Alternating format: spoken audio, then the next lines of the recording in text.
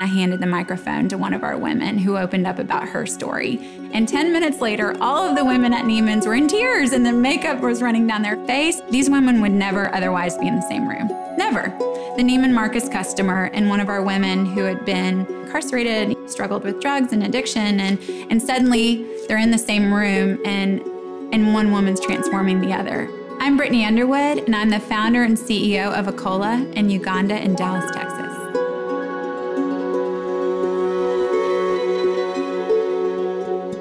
Akola Made She Works. The project is a unique hybrid that combines the best of nonprofit with business to create a pathway for women out of poverty. I grew up in Atlanta, Georgia. I was entitled. I had just focused on myself my entire life.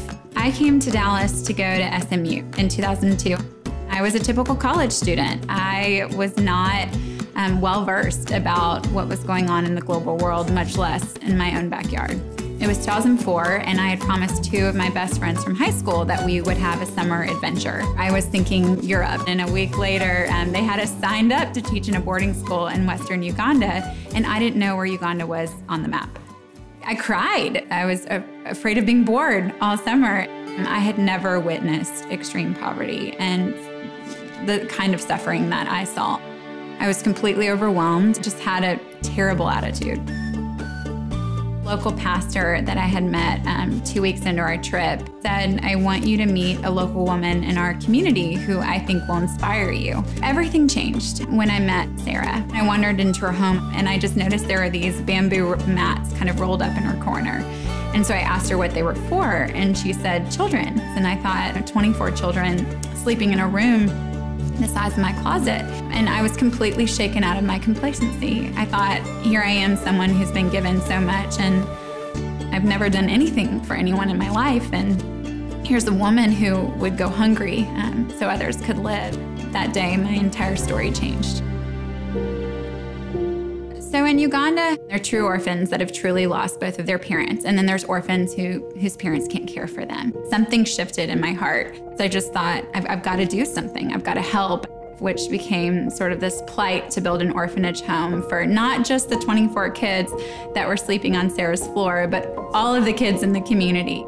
So by the time I graduated in 2006, we just raised a considerable amount of money to build this orphanage. And I thought, oh my gosh, I've got to move over there to make sure this actually happens. So we moved to Uganda and started the construction of this orphanage home. So many other women who, like Sarah, had a dream and a calling to care for kids. They just didn't have the resources to provide for them. But I thought, oh my gosh, if we could just help women like Sarah generate the income that they needed, they could keep kids in their home. And that was the beginning of the Akola project.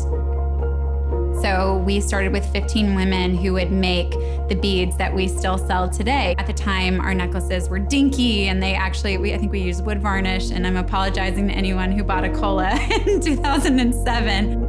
And we quickly realized if we wanted this to work, we had to sell a product that was competitive.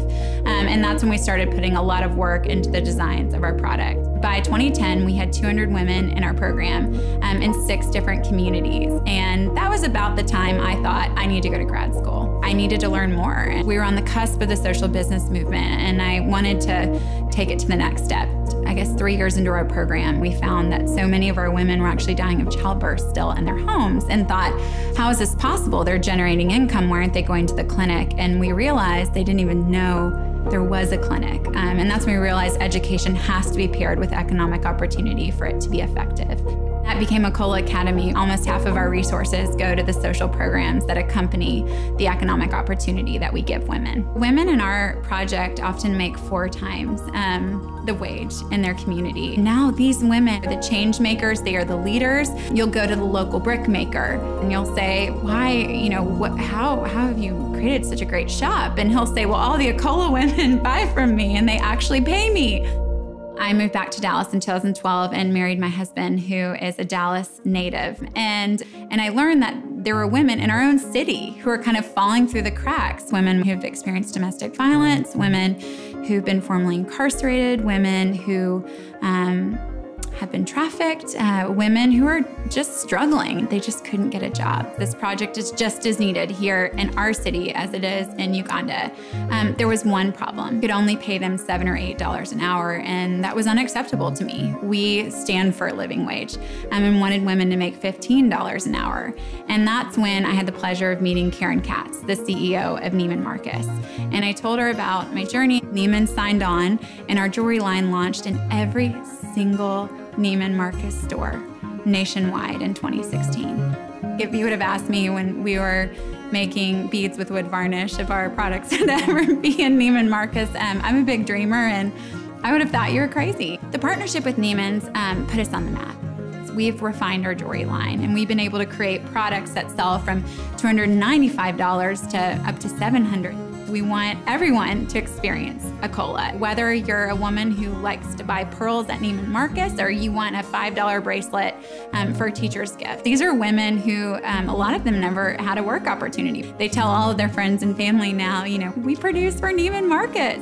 Every additional success we have means that we help more women, and so we're actively pursuing growth. We have a flagship store here in Dallas, and that's been a fun place for people just to experience our brand and to see all of our different products at all the different price points. I've spent 14 years of my life building a brand that I will never profit from. I'll make a salary, but I will never have equity, and Akola would never take a dime away in what should be in the pockets of women in Dallas who are struggling. Akola is about the women.